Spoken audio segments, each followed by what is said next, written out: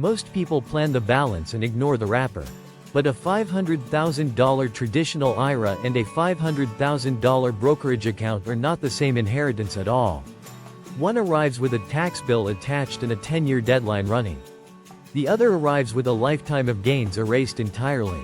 In the next 6 minutes we will go account by account, and name the 4 decisions that change what your family actually keeps. Before 2020, an heir could stretch an inherited IRA across their own life expectancy, sometimes 40 years of deferral. The Secure Act ended that for most beneficiaries. 10 years is now the window, and for many accounts there are required withdrawals along the way as well. The change applies to owners who died after 2019, which by now is most estates being settled. If your plan was written before then, it was written for rules that no longer exist. Read this table row by row and one pattern appears immediately. Pre-tax accounts hand your heirs a bill at their own marginal rate, whatever that happens to be.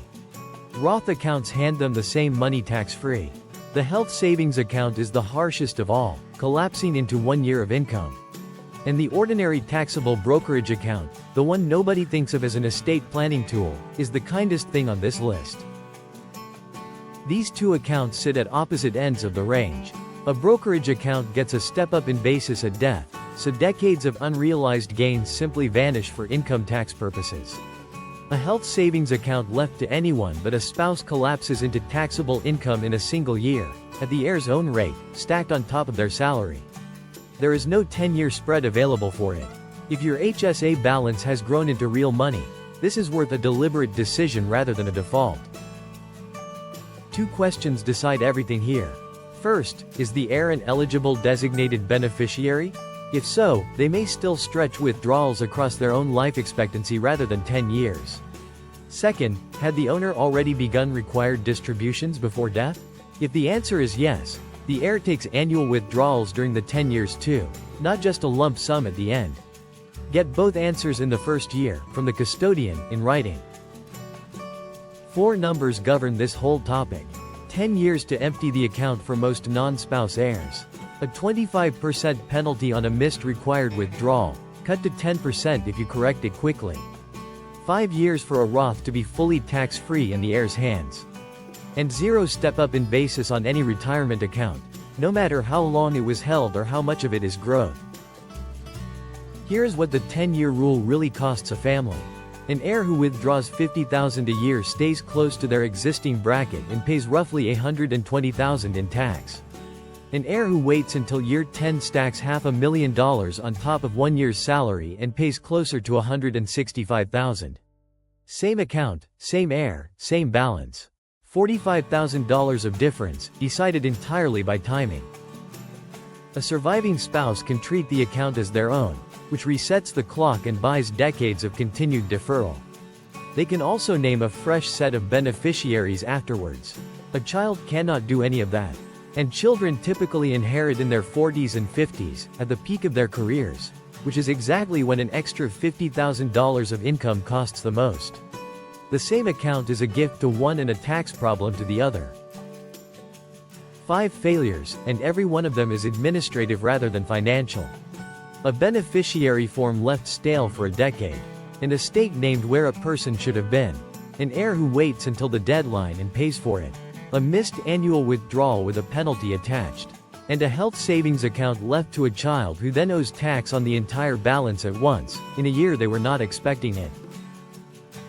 4 steps, and none of them require moving a dollar or changing an investment. Pull every beneficiary form and read what it actually says, from the custodian rather than from memory. Match the right account to the right heir. Point pre-tax money at a spouse or a charity, since neither pays income tax on it. And leave your children a written instruction to spread withdrawals across the 10 years rather than wait for the deadline. Find yourself on this slide. If you are married and most of your money is pre-tax, your spouse is the flexible option, so name them primary and the children contingent. If your children already earn well, leave them Roth and brokerage assets and send the pre-tax dollars elsewhere. And if you give to charity at all, that is precisely where pre-tax money belongs, because a charity receives an inherited IRA free of income tax and your children never will. 4 dates an heir cannot afford to miss. The first annual withdrawal, in the year after death, where one is required at all. The final deadline at the end of year 10, after which anything left is exposed to penalty. The 1-year window to apply the decedent's medical expenses against an inherited health savings account.